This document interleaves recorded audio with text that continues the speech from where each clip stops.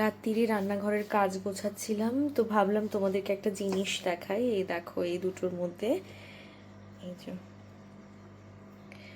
ছোলা ভিজিয়ে এখানে এইভাবে ভেজা কাপড় দিয়ে মুড়ে রাখা হয়েছে এই স্প্রাউটসগুলো বের করার জন্য। আজকে এই যে এরকম ছোট ছোট দেখতে পাচ্ছ, কালকে সকালে এগুলো আরও বড় হয়ে যাবে। এখানে একটা রয়েছে একটা জায়গায়, আর এখানে মানে অনেকটা ছোলা ভেজানো হয়েছে, তাই দু জায়গায় করেছি এরকমভাবে।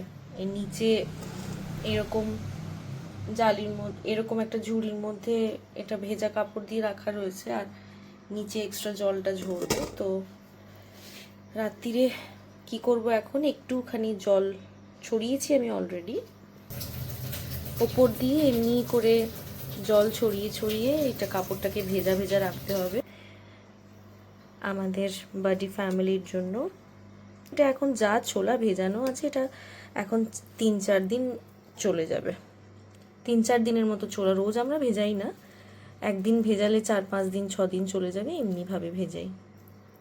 কালকে আরও এই যে স্প্রাউটসগুলো আরও বড় হয়ে গেলে কালকে আরও বড় হয়ে যাবে। কালকে আর এভাবে রাখবো না, এটাকে আমরা ফ্রিজে তুলে দেবো এরপর।